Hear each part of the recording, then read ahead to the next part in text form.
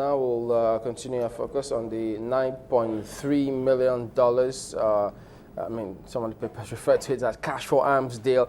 Well, a lot of commentary. Well, yesterday we did host two members of the House of Representatives who gave us their view on the matter.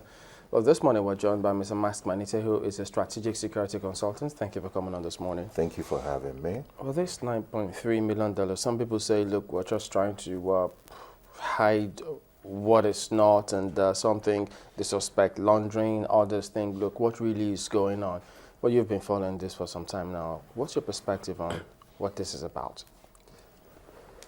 Look, when I read about the incident, the first thing that came to mind is that if this were to be a black operation, then it was done in a very shoddy manner. But when black operations take effect, there is a planning stage and there is an operational stage.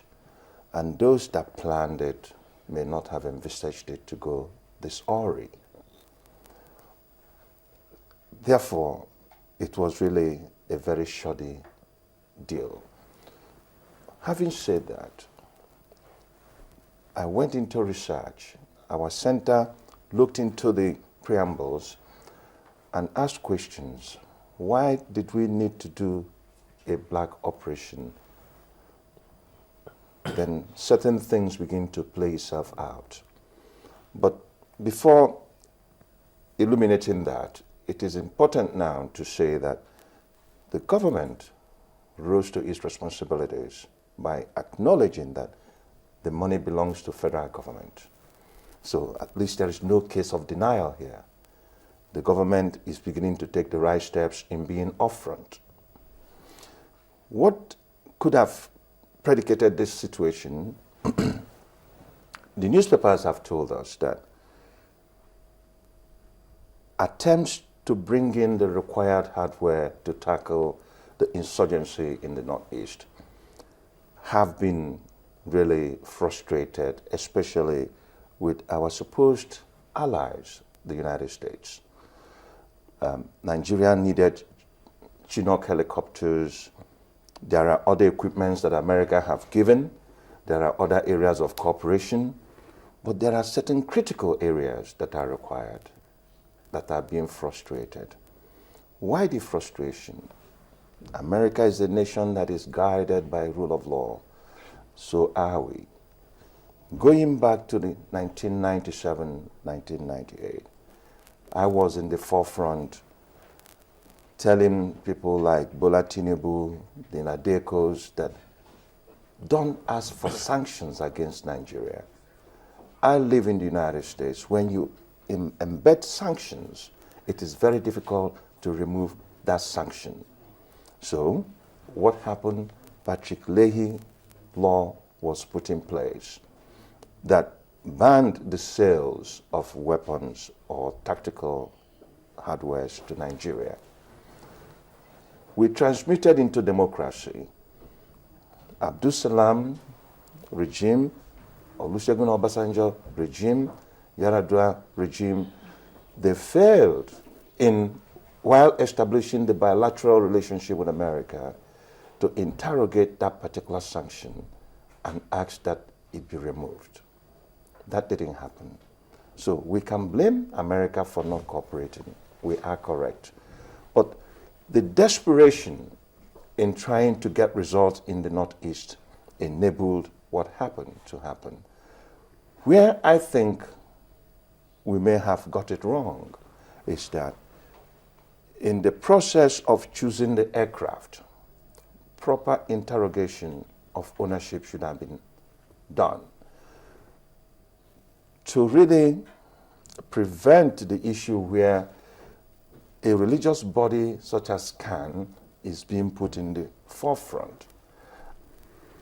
And the Catholic bishops are quite correct in saying that we must be able to let the nation know that there is no attempt to procure arms by the Christian entity to prosecute a war against the Muslims. But this is the game changer here. If certain international bodies that have agreed to collaborate with you on the fight against insurgency refuses to provide you with critical satellite imagery information, there is always a possibility that when they heard that you are attempting a black operation, they used their powers to get South Africa to sabotage you.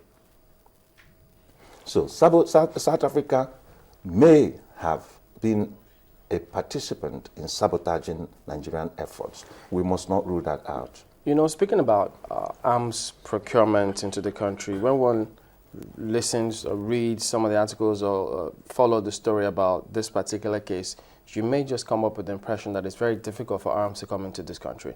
But if you take your mind back to a year, 2 years ago, maybe 3 years ago, you remember that even when the late NSA, at that time, there were several loads of arms and ammunition that were caught, intercepted at our borders. Some people wonder, how come, in whose custody is that? Then there was that aircraft that was loaded with arms and ammunition. It landed in this country, and people wonder who owns it, in whose custody it is. And then you find the one that was discovered by the SSS in, was it somewhere in Kano? And then you ask yourself, wait a minute, how come? Then you see the reports of the truckload that was intercepted in Port Harcourt. You ask yourself, what's going on with all of those? And so you have all of this coming into this country, but we're faced with this particular situation. Something doesn't add up here. Your postulations are recorded, really, but those arms in question, bearing the explosives that came in from Iran, are really lightweight arms. They are not heavy arms. The arms that were intercepted in Kano was designated to go to a foreign nation. And the fact that it was cleared by Nigerian security, it was allowed to continue. What we did then was to appreciate our security for being vigilant enough to intercept it. Then the one in truckloads are the arms that politicians bring in because it's election time. The history of this goes down to the 1999 era. Immediately elections were held. Politicians who want to hold on to power allowed weapons to come into the Niger Delta, and those weapons were used heavily in the Niger Delta militant era. And when they were demobilized and disarmed and reintegrated, those arms were taken back by the government for destruction, and majority of them have been destroyed. Nigeria is on record for having porous borders.